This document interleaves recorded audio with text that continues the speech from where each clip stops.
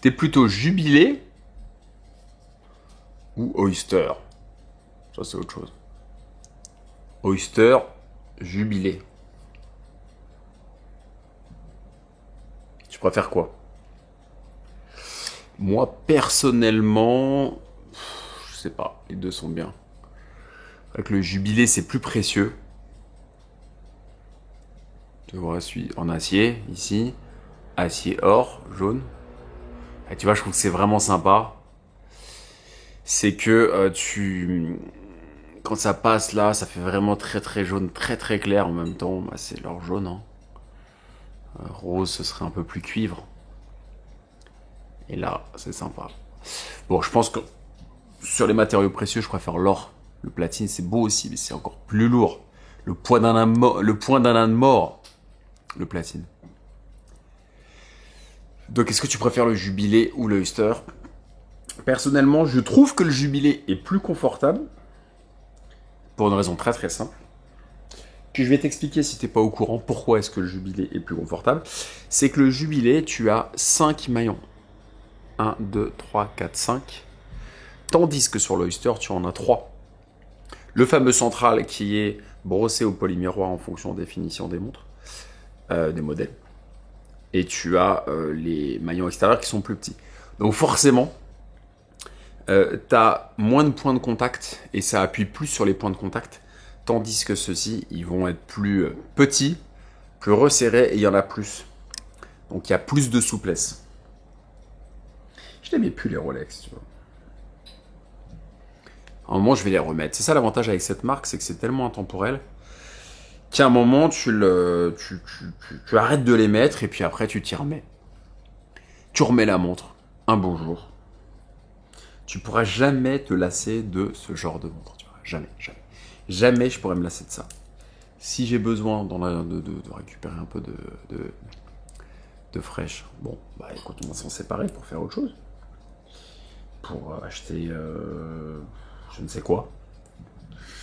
Créer une boîte, je sais pas, faire quelque chose. Mais tu ne te lasses pas de ça. Cette finesse. Ils l'ont retravaillé en 2016, la Datejust. Ils l'ont affiné, les cornes sont plus fines. Elle fait en réalité 40,5 mm et puis 41. Avant, elle était vraiment grossière, elle était beaucoup plus grosse. Et puis là, on a cet Oyster or jaune et lunettes cannelées avec le cadran Wimbledon. C'est en ce moment Wimbledon. Au moment où je fais cette vidéo, il y a Wimbledon.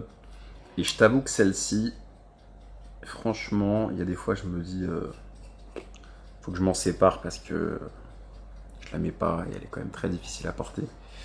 Mais c'est quand même une chouette montre. Je sais pas ce que t'en penses.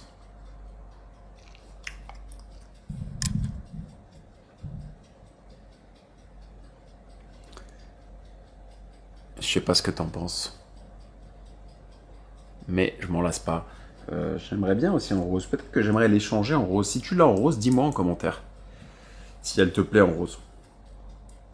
Vraiment, vraiment, vraiment un modèle chouette. Cette Datejust 41, nouveau format. Par contre, attention à la lunette cannelée. C'est quand même très, très fragile. Et puis là, t'as le bracelet Oyster, classique, professionnel. Je suis tout détendu. Est-ce que tu as déjà fait du yin yoga? Peut-être que vous êtes pas trop yoga dans la commu. Ma commu, c'est la mienne. Toquante. Mais en tout cas, tu vois, tu peux faire des sports un peu plus virils et aimer le yoga. Et tous les sportifs de haut niveau, les gars, et les filles d'ailleurs. 5% de filles qui suivent Toquante, j'en connais certaines en plus. Tous les gens qui font du sport de haut niveau font du yoga, de la méditation, du pilate, du réformeur. Il n'y a pas que les bobos parisiens qui votent Hidalgo qui font ça. J'ai rien contre Hidalgo. J'ai rien, mais en même temps, bon, je m'en fous. Sauf quand tu peux pas circuler à Paris. Même en scooter, c'est compliqué. Donc voilà, donc n'hésite pas à me dire ce que tu préfères, si c'est plutôt l'Oyster, le Jubilé, si tu trouves l'un plus joli, l'autre plus confortable. Si tu devais garder qu'une montre Rolex, si tu en as une, si tu as la chance d'en avoir une, laquelle serait-elle? Est-ce qu'elle aurait un bracelet Oyster, un bracelet Jubilé, Merci pour suivre ce petit format. On revient aux fondamentaux de Tocante, on revient à tout ça, on s'éloigne un peu du YouTube Game et de son format, un peu parfois formaté d'ailleurs.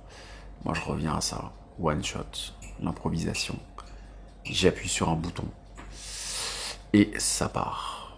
Et je te donnerai pas la référence de l'objectif parce que ce grand angle et ce petit rendu, il est aux petits oignons. C'est 50 boulots pour avoir ça.